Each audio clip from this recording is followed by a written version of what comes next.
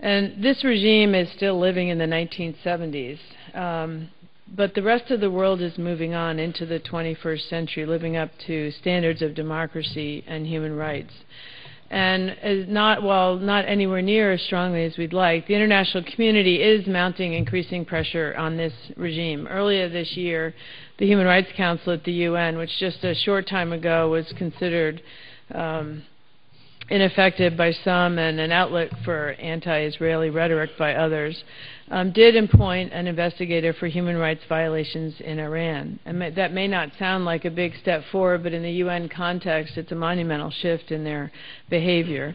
UN Secretary General Ban Ki-moon said he was deeply troubled by reports of increased executions, amputations, arbitrary arrest and detention, unfair trials, possible torture and ill treatment of human rights activists, lawyers, journalists, and opposition activists. And this is a marked change in the international community's approach to trying to stand up to this regime that continues its repressive behavior. And the Arab Spring that's occurred throughout much of the Arab world has put a highlight the failure of the Iranian regime to change, and demonstrates yet again that it really is a relic of the past. Speaking at the U.S. Islamic World Forum, Secretary of State Hillary Clinton noted that Iran's leaders have consistently pursued policies of tyranny abroad and at home. And these actions have not been limited to those just inside Iran's borders as well.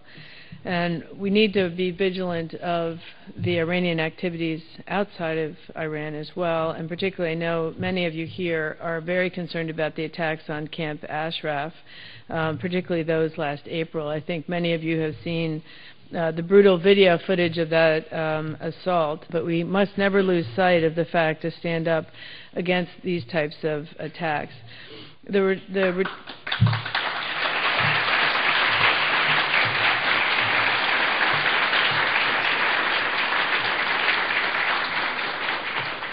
The responsibility of turning over the Camp Ashraf to the Iraqi government was conditional on Iraqi government assurances that the residents of the camp would remain protected.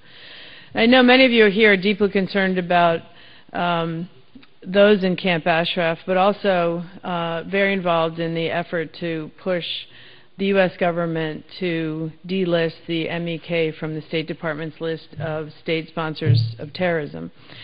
And having worked closely in the Clinton administration with the peace process in Northern Ireland, and in the case of the MEK, you also face a government in Tehran that is providing zero democratic opening for change.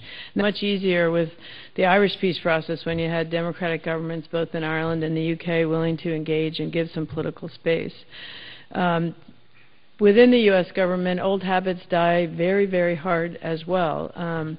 But the process of change is an essential change. It is essential that this process occur, especially now in the 20th century.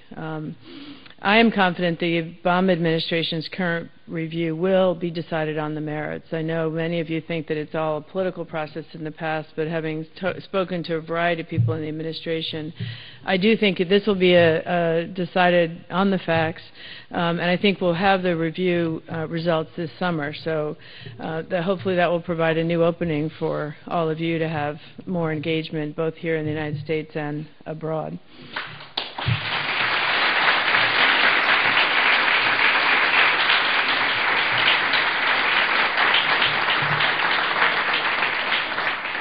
In closing, let me just say that no one knows how fast the Iranian regime will change, but change will come.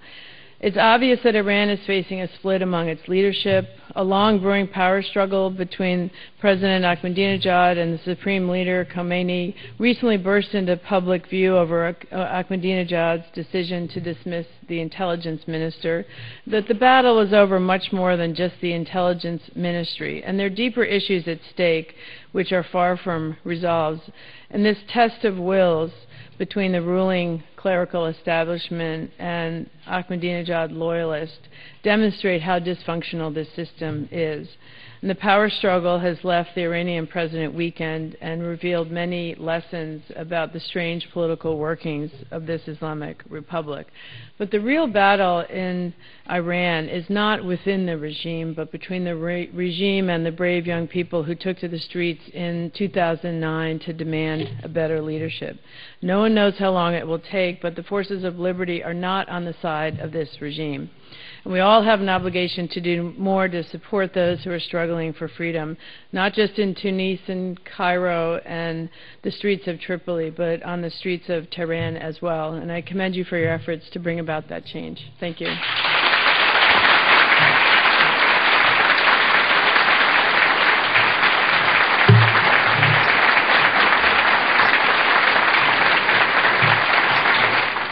In several countries in the Middle East, in Tunisia, in Egypt, in Libya, in Syria, in Bahrain, the United States has been struggling to identify and to support people and forces that stand for democratic reform, that want to introduce systems of governance in their countries that will pursue the welfare of their citizens. And what has been the response of the mullahs in Iran to these historic events going on around them? Well, for one thing, Iran has provided help to the worst elements in the Middle East, not only to Hamas and Hezbollah. It has actually provided the Assad regime with snipers who have helped that regime terrorize and murder its own citizens. Domestically, the Iranian regime in 2011 alone has hanged almost 150 people whose only crime was to oppose repression. In the 1990s, as a goodwill gesture to the regime in Tehran, our government placed the MEK on that list. By all accounts, this was done so as to help us engage with the regime in Tehran and perhaps get that regime to behave as a responsible member of the world community. Whether that policy was wise or foolish, there's no mistaking that it failed. Repeatedly, the Iranian regime has grown only more hostile and more threatening toward the United States and toward its neighbors.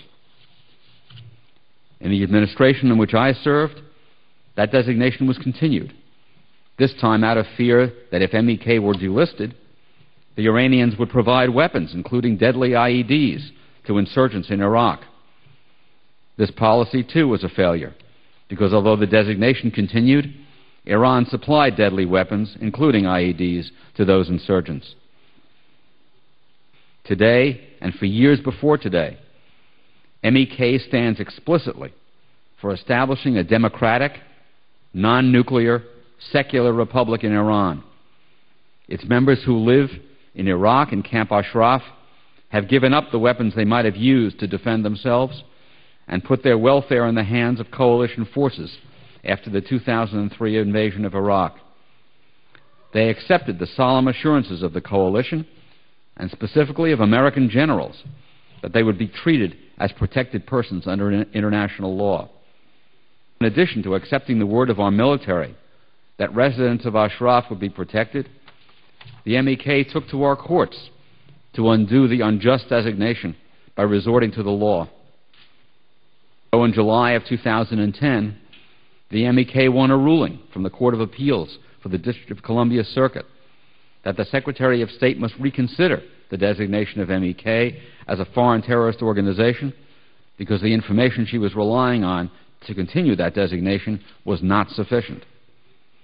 And where do we stand today? Well, in Camp Ashraf, the organization that surrendered its arms and placed itself under international protection in 2003, to the point where the residents of Ashraf each received an identification card.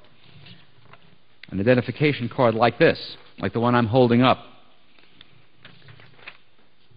designating them as protected persons under international law, has been attacked twice by Iraqi troops, once in July of 2009, once in April of 2011. At both times when our Secretary of Defense was present in Iraq. The last time resulting in the murder of 35 defenseless women and men with weapons and vehicles supplied by the United States, operated by troops trained by the United States, and the United States has done nothing about it. In fact, all of the attack came from Iraqi troops who were photographed in the act of committing it. Some in the State Department have actually advocated resettling Ashraf residents elsewhere in Iraq, away from the Iranian border, as if the attack somehow had come from Iran. A sure way of making certain that the remaining residents of Ashraf could be obliterated completely out of the sight of the rest of the world. And what about the listing of MEK, which the Secretary of State was ordered in July of 2010 to reconsider? Well, 10 months later, that review has not been completed.